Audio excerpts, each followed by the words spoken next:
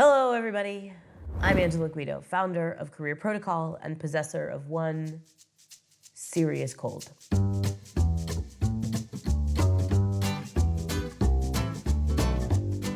Today, we're talking about how to start your essay. I have 3 things I want to talk about today. How not to start your essay, number 1. Number 2, some better ways to start your essays.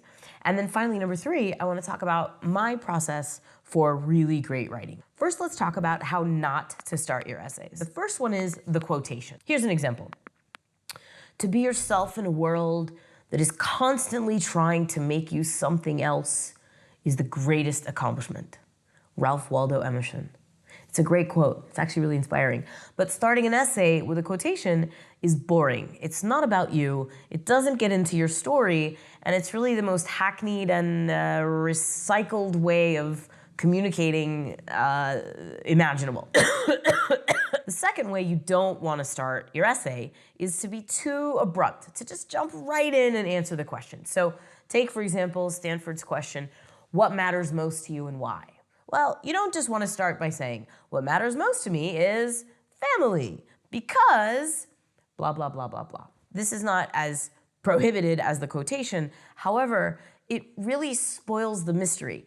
Mostly what you want to do in your essays is tell a story. Don't give everything away up front. Take the reader on a journey and then answer the question. Now, the third way you don't want to start your essay, and this one is subtle, this is what I call the irrelevant, vivid moment opening. The irrelevant, vivid moment opening. So let me give you an example. Come into my office, said my boss. It was 2 a.m. and I was so tired. I wondered what he wanted this time. He had been micromanaging me for the last week, and I couldn't imagine what he had in store for me now. There's been a change in the project team, and I need you to take the lead on Marco's work stream. Now, I could keep going because typically these kinds of openings go on after that.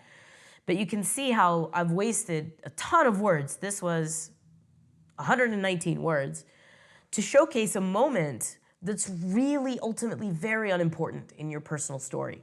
It may have been important to you when it happened, but it's not important in your story, importantly because you're not doing anything in this moment. All you're doing is standing there and then kind of nodding your head. While it's really tempting to start the essay in some kind of impressive, powerful, vivid moment, especially one with dialogue, this is a misinterpretation of solid advice. Solid advice is to get the reader right into the story.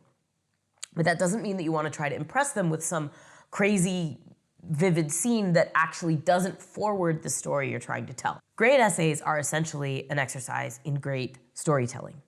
And storytelling language is very simple. It's direct, it's clear, it takes the reader from one point to another fairly quickly without a lot of excess verbiage.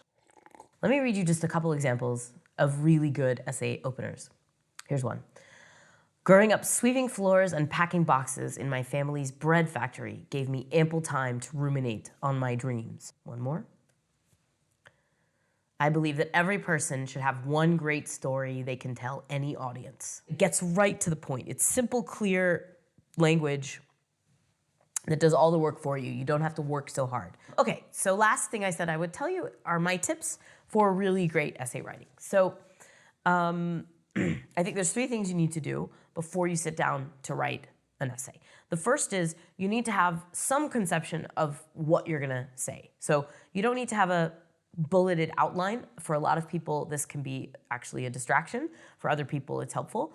But you wanna have a sense of basically what's going to go into this story, number 1.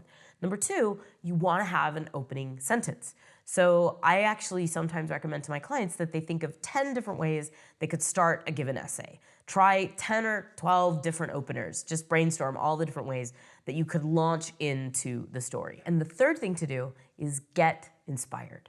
So don't sit down to write like it's a mechanical exercise or like it's something that you have to do. Watch the movie Up, watch WALL-E, watch Finding Nemo. Watch a Pixar movie that's guaranteed to leave you in this, in a mood of upliftment and happiness and like joy at the human experience.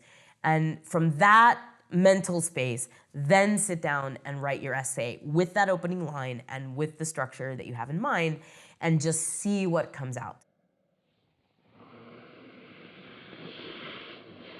that's all I got for how to start your essays. I hope you found that useful.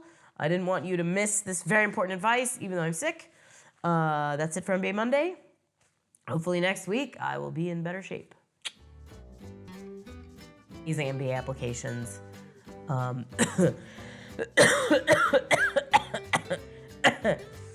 new tip every Monday. Please be sure to subscribe.